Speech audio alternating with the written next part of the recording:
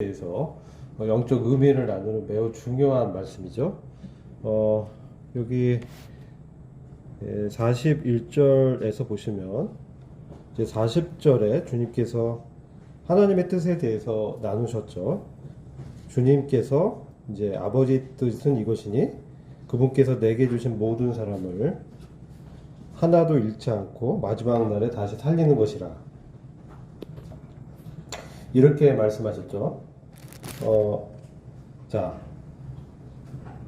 아들을 보고 그를 믿는 사람은 누구나 영생을 얻게 하는 것이라. 그리고 내가 그를 마지막 날에 살리리라고 하시더라.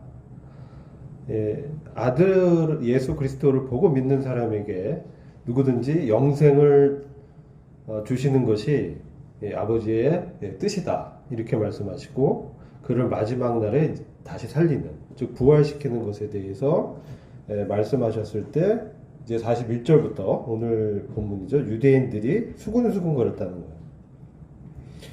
거예요. 왜냐하면 주님께서 나는 하늘에서 내려온 떡이다, 빵이다 이렇게 말씀하셨기 때문에 수근수근 거렸어요. 빵이다라는 말보다 내가 하늘에서 내려온 자다 라고 말씀하는 것에 동의하지 않은 것이죠. 왜냐하면은 이 사람들은 주님이 요셉의 아들로 그들과 함께 생활해왔던 그런 나사렛 지역의 목수라는 것을 알고 있었기 때문에 주님께서 자신을 하늘에서 내려왔다라고 말할 때 그것을 이제 동의할 수 없었다는 거예요. 그래서 41절 보시면 이 사람이 요셉의 아들 예수가 아니냐? 우리가 그의 아버지와 어머니를 알지 않느냐? 그런데 그가 어떻게 나는 하늘에서 내려왔다라고 말할 수 있느냐고 하더라. 자, 그러니까 주님께서 너희는 수근수근 거리지 말라. 44절 나를 보내신 아버지께서 인도하지 않는다면 이끌어주지 아니하시면 아무도 내게로 올 수 없느니라. 그리고 내가 그를 마지막 날에 살리리라. 말씀하십니다. 먼저 우리가 영생에 대해서 지난 시간에 한번 교제했는데 영생이 어떤 의미냐? 영생이 이제 영원한 삶이다 이렇게 해석할 수도 있지만 성경에서 말하는 영생은 말씀으로 풀어야 되죠. 말씀으로. 영생의 의미를 요한복음 17장 3절을 보면 말씀하고 있어요. 지난 시간에도 잠깐 언급했지만 아버지 하나님과 그 보내신 자 예수 그리스도를 아는 것이다. 이게 영생이라는 거예요. 이것이 아버지 하나님께서 예수님을 보내신 목적이라는 거예요. 목적이 뭐예요? 아버지를 알고 예수 그리스도를 아는 것이 이 목적인 거예요. 그게 영생이라고 말씀하고 있는 거예요. 그리고 그런 영생을 얻은 사람을 마지막 날에 부활시키시는 거. 이것이죠. 이게 주님이 이 땅에 오신 목적입니다. 자, 우리가 주님을 믿는 사람은 영생을 얻었다라고 요한복음 5장 24절에서 말씀하죠. 영생을 얻었고, 이 과거형입니다. 앞으로 우리가 미래에 영생을 얻을 것이다라고 말씀하지 않고 믿는 순간 영생을 얻었다라고 말씀합니다. 믿는 순간 어떻게 돼요? 아버지 하나님과 관계가 회복이 되죠. 아버지 하나님과 화목하게 되죠. 그전에는 왜 영생을 못 얻었어요? 그전에는 죄 때문에 아버지 하나님과 관계가 단절됐죠. 아버지와 사람 간에, 하나님과 사람 간에 뭐가 있었어요? 죄의 이 벽이 있었다 이거예요. 벽이 있었는데 이 죄 때문에 사실 아버지 하나님과 관계를 맺을 수 없게 됐다. 그렇다면 이 영생을 얻게 하기 위해서는 어떻게 돼요? 이 죄의 문제를 해결해야 된다는 것이죠. 이 죄에 대해서 우리가 정의를 내리는 게 중요합니다. 죄가 sin이 있고 sins가 있어요. 그 sin은 뭐냐면 대문자 sin으로 로마서 5장 12절부터 나오는 이 죄의 정의인데 단수형의 죄가 있어요.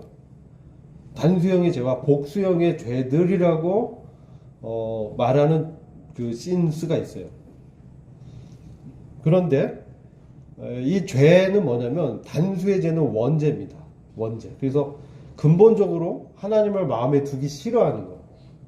아담과 하와가 창세기에 보면 하나님과 비기려고 했고, 그리고 그 뱀의 말을, 사탄의 그 말을 하나님보다 더 신뢰하면서 선악을 알게 하는 지식의 나무의 열매를 하나님 따먹으면 죽는다고 말씀하신 그 열매를 이제 먹게 되죠. 그렇게 되면서 자기가 스스로 자생하면서 하나님과의 생명의 관계가 끊어지게 되고 육체적으로 죽음이 이제 오게 되지만, 사실 그 순간 마귀의 말을 더 신뢰하고 하나님의 말을 불순종한 그 순간, 즉 자신이 하나님과 동등한 자리에 서려고 했던 그 교만한 사탄과 연합하게 되는 그 순간, 즉 자기 마음에 자기가 주인이 되고자 했던 그 시도를 했던 그 순간에 하나님과의 그 영원한 생명의 관계가 단절이 된 겁니다. 그래서 인간은 죽게 되는 것이죠. 우리가 이제 복음 전할 때 주로 많이 쓰는 얘기가 뭐냐면, 이 꽃을 꺾어서 유리병에 담아놔요. 그럼 이 꽃이 지금 살았냐 죽었냐라고 질문 던지죠. 지금 이 순간은 꽃이 살아서 향기를 내뿜고 그렇게 이제 보이죠. 그래서 이 꽃을 꺾어서 이제 선물도 하고 하잖아요. 근데 이 꽃은 결국 어떻게 됩니까? 어떻게 돼요? 죽죠. 어떻게 죽어요? 네? 시들죠. 말라서 결국은 이제 시들어서 죽습니다. 그것이 뿌리에서 잘려진 그 순간 생명이 이제 떠나게 되는 것이죠. 하나님과의 관계도 마찬가지예요. 하나님과 이 관계를 우리가 믿음이라고 합니다. 믿음은 우리가 신뢰한다 이런 뜻이 있어요. 내가 의탁한다. 근데 사실은 하나님과 관계 안에서 내 자신을 하나님께 의탁하는 것이죠. 의존하는 것이죠. 나로서는 살 수 없으니, 나로서는 이 죄의 문제를 해결할 수 없으니, 이 문제를 해결할 수 있는 하나님께 나가서, 그래서 아버지께서 예수님께로 나오게 하는 자만이 라고 말하고 있잖아요. 아버지께서 우리의 심령에 우리가 정말 죄인이고 우리 실체를 알게 하시고, 우리가 정말 죽을 죄인이구나, 내가 지옥에 갈 수밖에 없는 죄인이구나, 이 사실을 분명하게 깨닫게 하시고, 하나님의 은혜가 없다면, 하나님의 생명이 없다면 죽을 수밖에 없다. 그래서 나로서는 살 수 없으니까 이 죄의 문제를 해결하기 위해서 이제 주님께 이제 나오게 한다는 것이죠. 근데 여기 이제 유대인들이, 또 많은 제자들이 예수님을 떠나게 됩니다. 그들이 기대했던 메시아는 어떤 존재냐? 그가 하나님의 아들, 이게 상관이 없어요. 오로지 그들은, 대부분의 이제 유대인들이 구약에서 예언된 메시아는 로마 이런 식민 통치에서 그들을 구원할 자, 식민지에서 그들을 해방시킬 그러한 왕, 지도자, 강력한 왕권을 가지고 군사력이라든지 정치력을 통해서 그들을 로마로부터 해방시킬 리더를 원했던 것이죠. 그리고 그들의 결핍되어 있던 그 양식의 문제, 먹는 문제, 그 의식주의 문제를 해결할 경제적 능력이 있는 그러한 왕을 원했던 것이죠. 그가 하늘에서 내려왔다, 이것은 그들이 사실 그렇게 그닥 관심 갖지 않았어요. 그래서 그들은 주님께서 오병이어의 기적을 이제 베푸셨을 때, 이분이야말로 우리가 기대했던 왕이다, 메시아다, 이분을 임금으로 세우자라고 하면서 주님을 이제 쫓아왔던 거예요. 그들의 배고픔의 문제를 해결할, 그전에는 로마 황제만이 그것을 해결했죠. 그 황제의 권한 안에서 먹을 것을 공급할 수 있는 것은 로마의 황제밖에 없었어. 근데 지금은 어떻습니까? 예수님이 그것을 해결했다는 거예요. 그러니까 그들이 기대했던 메시아, 강력한 왕을 기대하고 나갔는데 뭡니까? 영생을 얘기하고, 내가 하늘에서 내려온 빵이니 나를 먹으라 하고, 내 피를 마셔야 너희가 살 수 있다라고 하고, 도대체 이 말이 무슨 말인지 4차원 얘기하는 것이죠. 뭔가 신비로운 것 같은데 도대체 무슨 말인지 모르겠어요. 그리고 자기가 하늘에서 내려왔다고 하는 거예요. 이게 분명히 요셉의 그 아들인데, 마리아의 아들인데 자기가 무슨 하늘에서 내려왔다라고 그러네. 이런 상태인 거예요, 지금 상태가. 그들이 기대했던 그러한 왕이 아니었던 것이죠. 그래서 이 사람들이 어떻게 합니까? 이 말이 어렵도다. 그래서 많은 제자들이 예수님을 떠나고 많은 사람들이 떠나갔어요. 그랬을 때 이제 주님이 너희도 나를 떠나려고 하느냐? 그러니까 베드로가 영생의 말씀이 여기 있어오니 우리가 어디로 가겠습니까? 주님은 거룩하신 하나님의 아들입니다. 뭐 이런 고백을 또 하는 것이죠.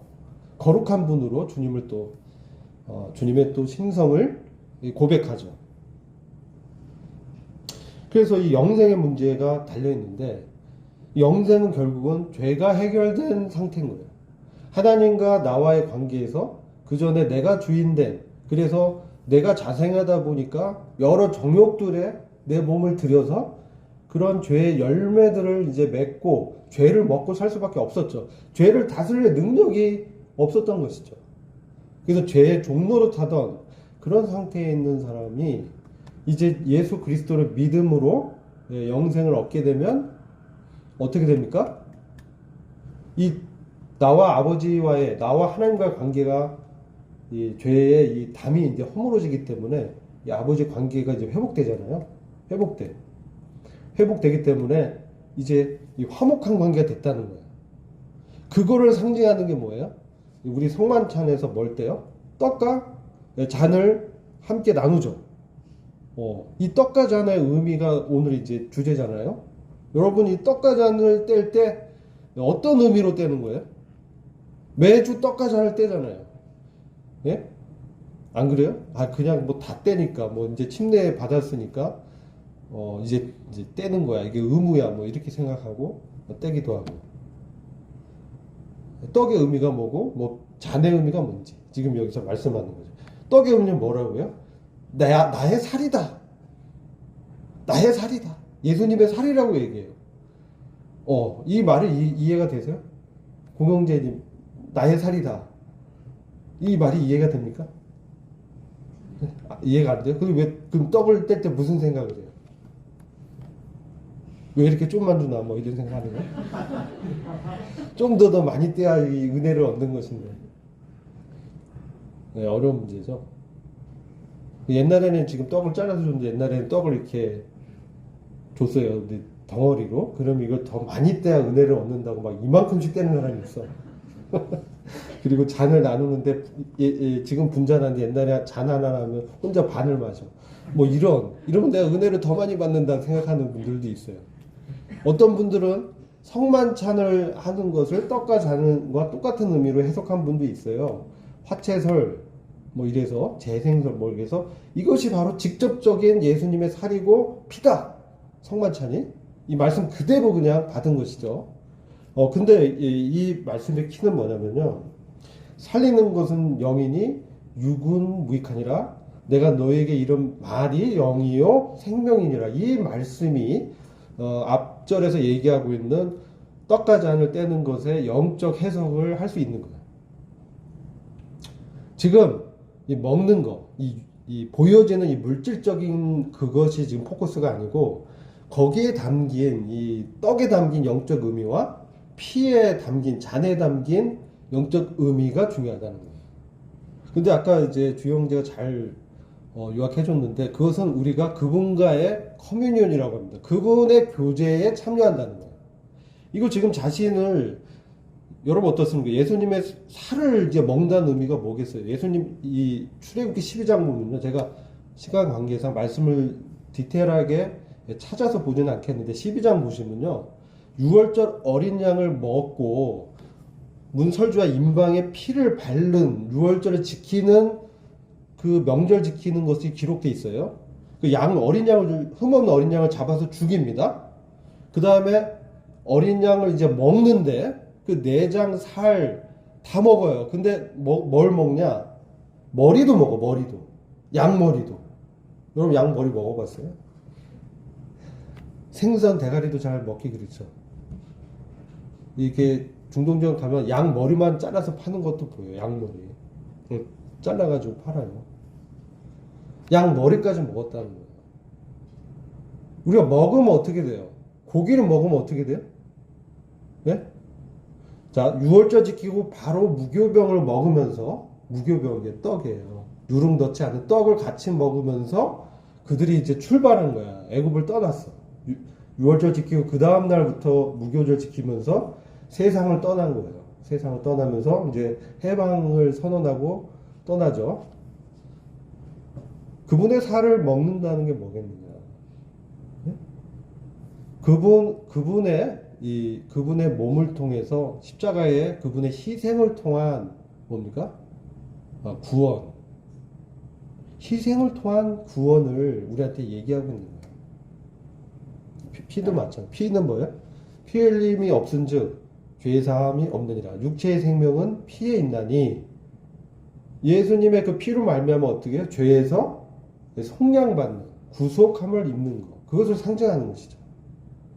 그러니까 영생을 얻으려면 이 죄의 문제가 구속이 속량이 돼야 되기 때문에 이 살과 피를 1차적으로 그렇게 말씀하신 거예요.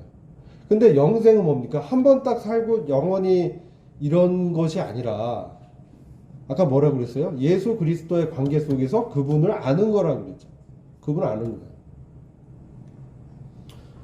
그래서 우리가 여기서 마지막 날에 이제 또 영생 얻은 자를 살린다 이렇게 또 아버지의 뜻이라고 말씀하잖아요.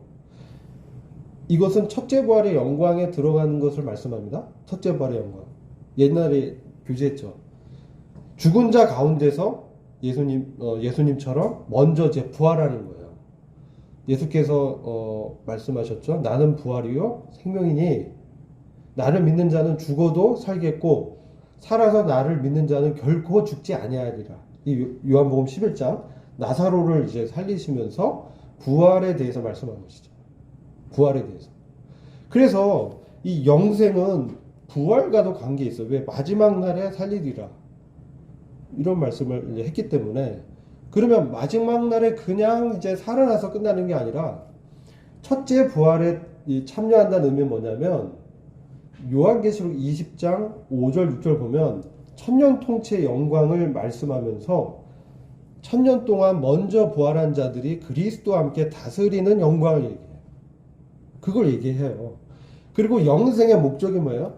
아버지와 그리스도를 아는 자. 이 아는 거는 지식적인 알면서 그가 삶에서 예수 그리스도를 체험적으로 경험하는 알을 얘기해요.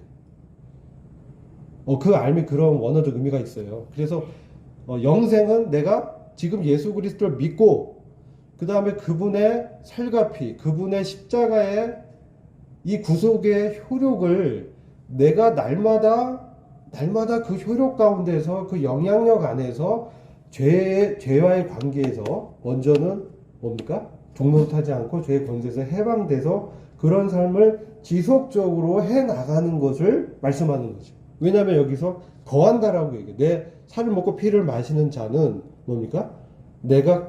자는 내 안에 그는 내 안에 거하고 나도 그 안에 거한다 말씀하잖아요. 그게 이제 56절이잖아요.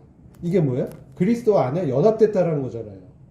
그러니까 우리가 이 영생을 얻었다는 것은 단순히 영원히 산다는 것 그 의미가 아니고 예수 그리스도 안에 연합된 자로 삶을 살아간다는 거예요. 근데 그러기 위해서 어떻게 돼요? 예수 그리스도의 살과 피를 취해야 돼. 취하는 거예요. 그러니까 먹는 거는 취하는 것이고 그것은 믿음을 통해서 그리스도의 그 희생과 피의 효력을 내 것으로 취해서 내가 삶에 적용하는 거예요. 아시겠죠? 그것을 주일날 와서 기념하는 거예요. 내가 주님의 몸에 참여했다. 주님과 하나가 됐다. 주님이 자신이 몸을 희생해서 드린 그 화목제로 드린 것을 나누시잖아요. 이게 떡과 잔의 의미예요. 화목제로 희생했지만 그 주님의 몸과 피에 내가 동참하면서 나도 그분과 하나가 됐다라는 것을 기념하는 거예요. 그래서 죽음을 기념하면서 내가 그분의 죽음에 동참했다. 그분의 예수 그리스도의 십자가에 못 박혔고 죽으심을 나의 죽음으로 여긴다. 이런 의미로 내가 떡과 잔을 떼는 거예요. 근데 이게 그날 기념하지만 사실 매일매일의 삶 속에서 매일매일 내가 그 그리스도의 죽음에 참여하는 그런 무슨 삶? 성화의 삶을 살아가는 것을 말하는 이게 영생인 거예요. 내가 딱 한 번 구원받고 나 이제 구원받았어? 그리고 무법주의자처럼 그냥 막 사는 게 아니라는 거죠. 막 살면 어떻게 돼요? 마지막 날에 주님이 다시 살렸을 때 어떻게 돼? 그분의 예비한 그 기업의 영광에 동참하는 영광을 누릴 수가 없어. 사실 그것 때문에 우리를 구원하신 거예요. 구원의 목적이 중요해요. 구원의 목적이 뭡니까? 구원의 목적은 우리를 죄사함과 거듭나게 해서 죄사함을 얻게 해서 어떻게 해요? 이 땅에서 어떻게 살라고? 그리스도와 동행하면서 사는 것이죠. 이게 이제 되게 중요합니다. 나중에 이제 말씀드리겠지만 이게 영생인 거예요. 그러면서 예수 그리스도를 취하는 것이죠. 어떻게? 그분의 말씀을 어떻게 해요? 말씀을 먹는다라고 해요. 실제 이제 구약 성경에 보면은 그 말씀을 먹는다라고 표현해요. 히브리서에서도 말씀을 먹는 거예요. 근데 이게 제가 일단은 그리스도께 나오려면은 하나님의 성령의 인도함을 받아야 돼요. 그래야 영생으로 들어가는데 이게 처음에 우리가 구원 받을 때뿐만 아니라 날마다의 삶 속에서 하나님의 영, 왜냐하면 고린도전서 15장 4절 이하를 보면 그리스도께서 마지막 아담으로 어떻게 부활하신 다음에 우리에게 생명을 주시는 영으로 성령을 통해서 역사한다고 말씀하거든요. 그리고 내가 살리는 것은 여기니 육은 무익하니라. 내가 너에게 이런 말이 이게 레마입니다. 레마. 이번 이제 복음 캠프에서 들었잖아요. 레마. 이 레마가 너희를 살리고 그죠? 내가 너에게 이런 이 말이 이 레마가 그냥 들은 지식이 아니고 그 지식을 내가 묵상하고 내 삶에 적용해서 내가 경험하는 그 말씀이 나를 살린다라고 말하는 거예요. 근데 로고스의 말씀, 객관적인 그 구원의 사실을 내가 받아들여서 구원을 얻지만 이것이 내가 인격적으로 예수님을 만나서 매일매일을 살면서 주님과 관계가 없다면 그분의 그럼 어떻게 돼? 예수 죽인 것을 어떻게 해야 돼? 내가 내 몸에 예수 죽인 것을 내 몸에 적용하는 것이지. 그게 우리가 성만찬에 참여한다는 의미예요. 날마다 내가 예수를 죽인 자지. 고린도후서 4장에 나오는 내가 예수의 죽음에 나를 넘긴다는 말씀하고, 그죠? 날마다 그분의 죽음에 내가 동참하는 거야. 그런 삶을 영생이라고 하는 거예요. 내가 구원받았는데 그 다음부터 그냥 내 마음대로 사는 것은 뭐예요? 그거는 영생이 아닌 거예요. 그냥 사는 거예요. 성경에서 말하는 영생은 내가 구원받았는데 그 이후에 예수 그리스도의 죽음에 동참하는 그런 삶을 날마다 사는 거예요. 이것을 말하고 있는 거예요. 그런 사람을 마지막 날에 부활했을 때 첫째 부활의 영광에 들어가서 예수님과 함께 공동 왕으로, 공동 상속자로 다스리게 하겠다는 것이 아들을 보내신 아버지 하나님의 뜻이라는 거예요. 아시겠죠? 내가 그냥 구원받아서 천국에 들어가는 그 은혜도 물론 중요합니다. 근데 이게 끝이 아니고 이게 시작이라는 거예요. 근데 그 날마다 그리스도의 몸에 우리가 동참하지 않으면, 그 죽으심에 우리를 넘기지 않으면 우리가 영생의 삶을 살 수가 없어요. 왜냐하면 우리 안에 뭐가 있어요?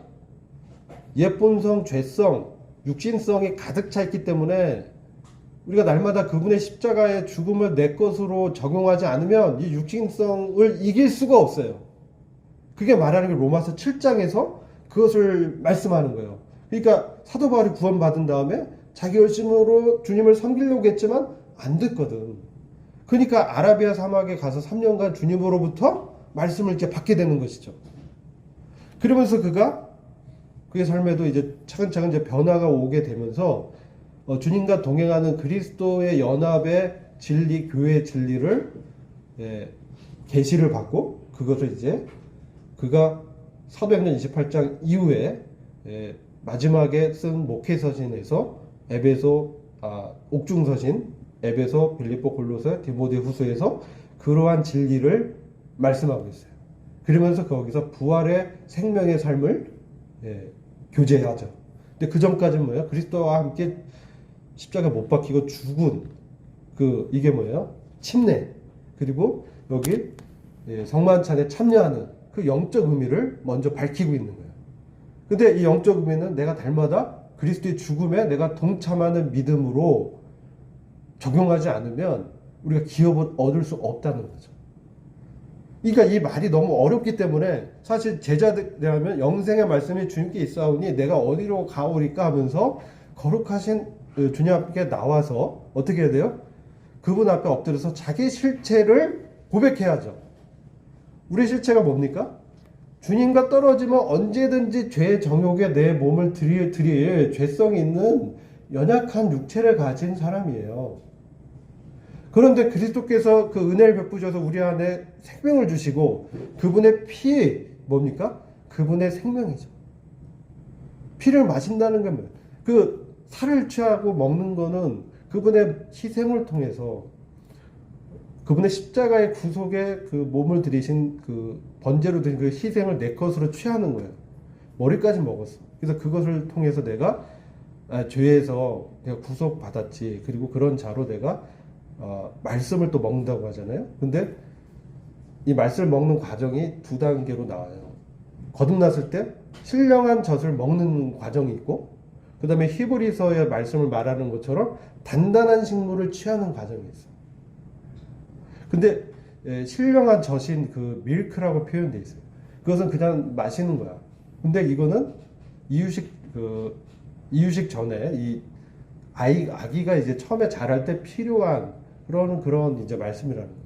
근데 우리가 저 영적 전쟁을 수행하고 일꾼으로 영혼을 섬기고 그런 이제 사람이 되려면 믿음이 성장하려면 단단한 식물을 먹어야 돼.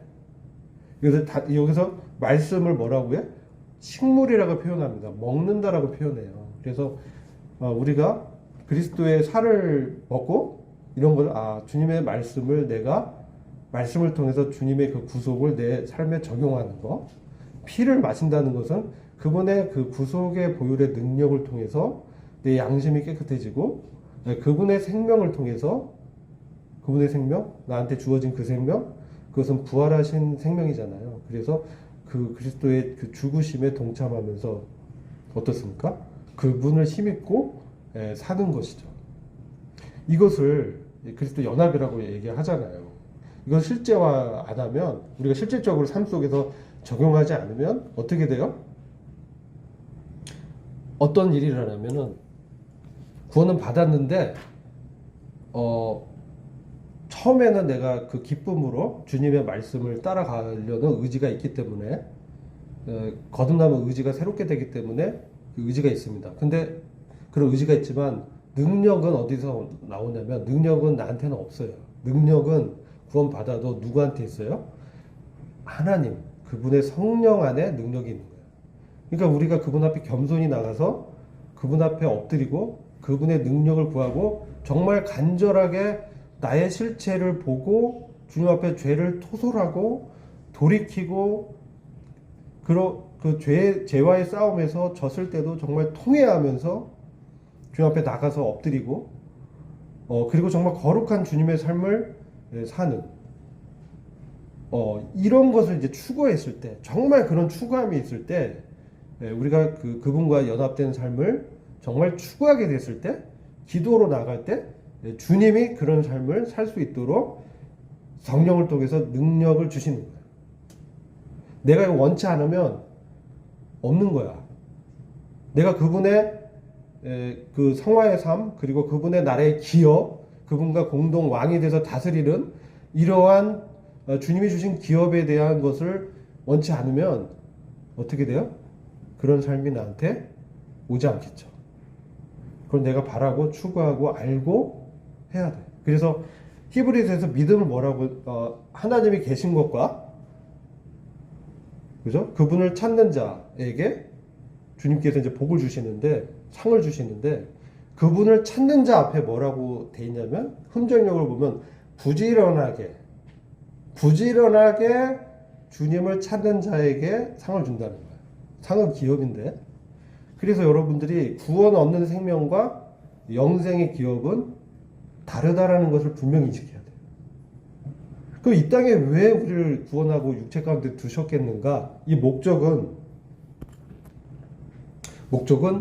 바로 이 영생의 삶을 살도록 하시고 기업을 얻게 하셔서 주님과 함께 그 영광스러운 나라에 참여해서 그분과 함께 천년 통치와 영원 통치에 함께 참여시키기 위해서 우리를 부르셨다는 거야. 이게 뭐예요? 하나님의 아들이에요. 근데 이제 이 영광에 못 들어가는 건 뭐냐? 하나님의 자녀, 어린아이 수준에서 멈추면 영광에 못 들어가. 그래서 이 성화의 기업의 상은 내가 부지런하고 간절히 찾는 자에게 주어집니다. 그래서 구원받은 다음에 시간이 지나도 변화가 없는 삶이 있어요. 내가 10년이 됐고 20년이 됐고 30년이 되고 50년이 돼도 어린아이 수준에서 미숙한 상태로 하나님 앞에 이제 쓸 수밖에 없는 그런 부끄러운 구원에 들어갈 수 있다는 것.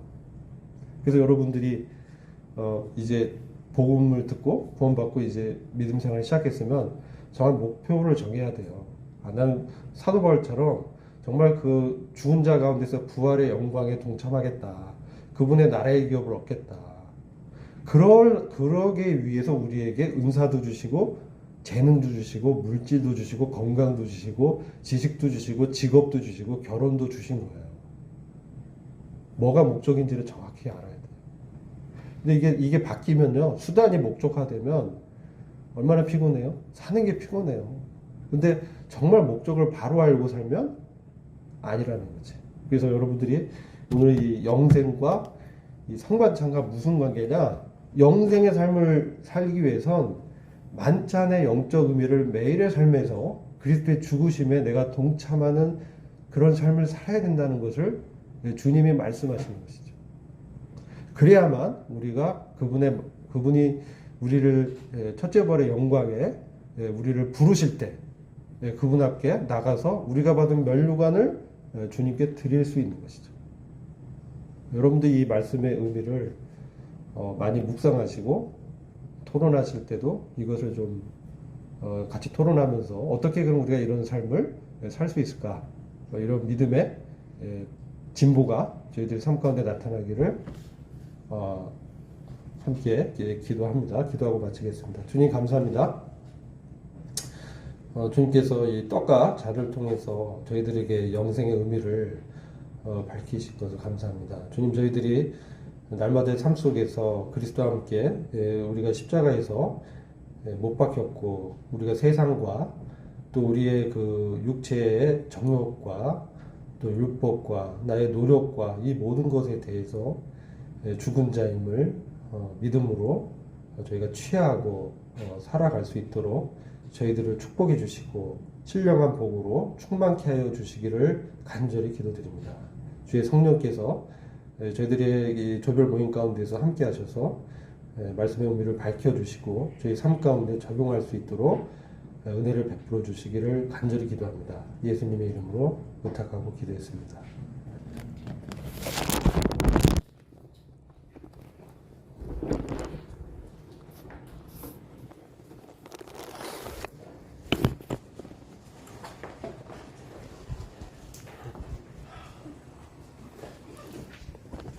네, 이제